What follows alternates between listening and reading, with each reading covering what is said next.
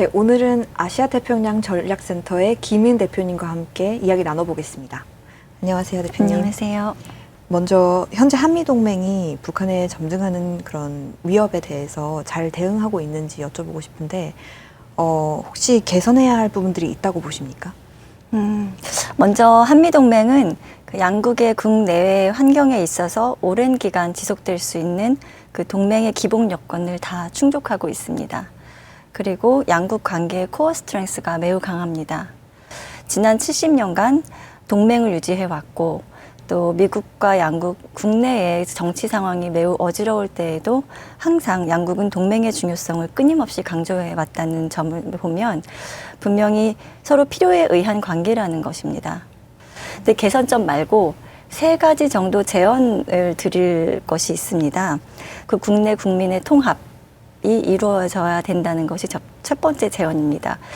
두 번째로는 그 지위고하를 막론하고 양국 외교 안보 그 정책 담당자들이 서로 이미 너무 잘 알고 있다라는 그런 매너리즘에 빠지지 않도록 그 끊임없는 노력을 해야 된다는 것입니다. 그리고 세 번째로 언론입니다. 언론은 그 정부와 군대보다도 그 빠르고 강한 그 무기를 가지고 있습니다. 그 민관 군의 협력이 그 어느 때보다도 필요한 것이 한미 동맹의 현재이고 미래입니다. 함께 그렇게 노력을 하면 잠재적인 적이 실질적인 적으로 변하지 않도록 우리가 그 방지를 할 수 있는 방법이라고 생각합니다. 아시다시피 북한이 불가역적으로 핵 보유국이라는 선언을 했고요. 또 핵무기를 기하급수적으로 늘린다라고 하면서 그 전술 핵무기를 대량 생산하겠다라는 이런 좀 강력한 발언들을 내놓고 있는데, 이런 상황에서 미국의 대북 정책의 최종 목표라고 하는 한반도의 비핵화, 완전한 비핵화라는 그런 목표가 현실적으로 효율이 있다고 보시는지요? 아시다시피 그 북핵 문제에 대한 그 대응할 수 있는 대한민국과 미국 정부가 선택할 수 있는 그 선택지가 매우 제한적입니다. 근데 그에 대해 예견을 하는 것조차 사실은 참으로 조심스럽습니다. 그러나 한 가지 저도 믿고 있는 것은 완전한 한반도 비핵화라는 그 정책의 방향은 우리 국민을 위해서 매우 바람직한 정책의 방향이라고 생각합니다. 그 북한은 그 1993년도에 NPT 탈퇴 선언을 하기 훨씬 이전부터, 아주 훨씬 이전부터 이미 핵 보유 국가로서의 그 마음을 갖고 있었던 정권이에요. 북한이 아시다시피 사회국가, 공산국가잖아요. 그들은 일관성이 있어요. 가지고 있는 그 국가 전략은 변함이 없었어요. 뭐 지금 우리가 보고 있는 것도 이만큼 완성도가 됐다. 그거는 사실상 꾸준히 그 본래의 계획대로 지금까지 이제 도달을 한 것이라고 봅니다. 그래서 지금 그럼에도 불구하고 그 한미 양국의 한반도 비핵화 의지는 반드시 필요합니다.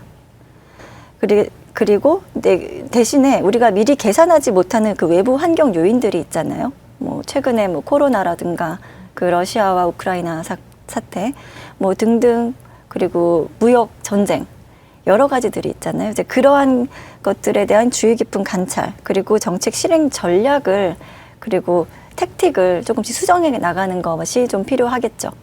대신에 우리나라나 그 미국, 그리고 여타 그 협력을 추구하는 그런 민주국가들은 강점이 유연성이 있고, 근데 그거를 바탕으로 해서 대북 정책에 대한 것만은 방향을 일관성을 가지고 있으면 언젠가는 뭐 결과가 나올 수 있지 않을까 생각합니다. 이제 최근에 미 백악관 고위 관리가 북한은 미국이나 한국 또는 일본과의 대화에 전혀 관심이 없다라는 이런 내용이 있었어요. 그런 지적으로 인해서 혹시 미국과 국제사회가 그럼 북한과의 대화를 재개하려는 이런 노력을 약화시킬 것이라고 혹시 보시는지요? 저는 그렇게 보지 않아요. 지금까지 한미 양국이 북한에 대한 정책을 이제 펼치는 데 있어서 항상 당근과 채찍, 그 택틱을 사용해 왔잖아요.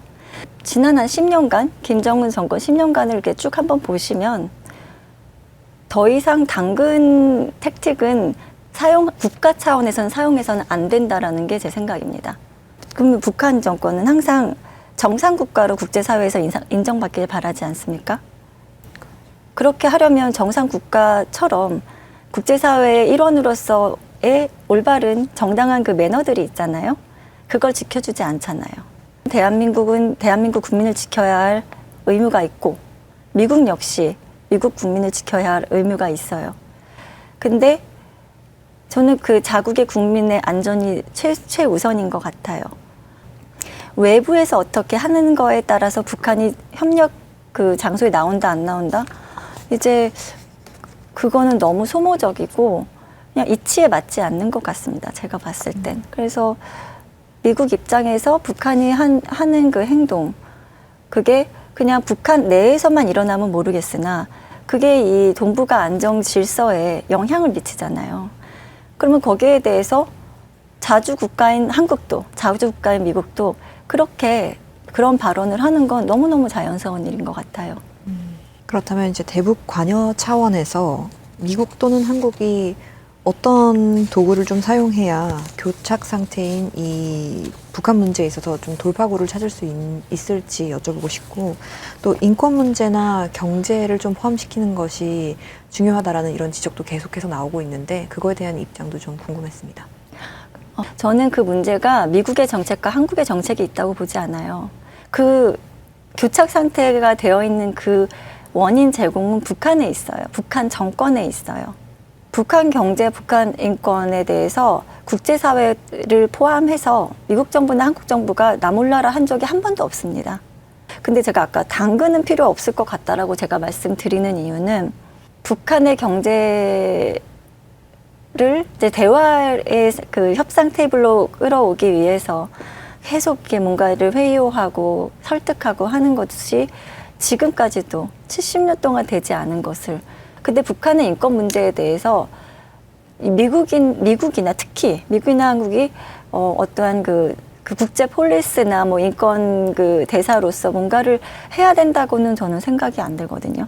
그거를 이미 하고 있는 그 국가 말고 비정부 기관에서의 그 노력들이 많이 지금 되고 있고, 제가 알기로도 너무 훌륭한 분들이 많아요. 그래서 북한이 뭐 정상적인 국가처럼 약속할 거 하고 이렇게 할 수 있는, 그게 스스로 북한 내부에서 그걸 보여주지 않는 이상은 그거를 끌어내기 위해서 너무 많은 투자를 하는 것이, 저는 당장 그게 얼마나 실효성이 있을까라는 데에 좀 의문이 있습니다. 네, 오늘 말씀 감사합니다. 네, 감사합니다.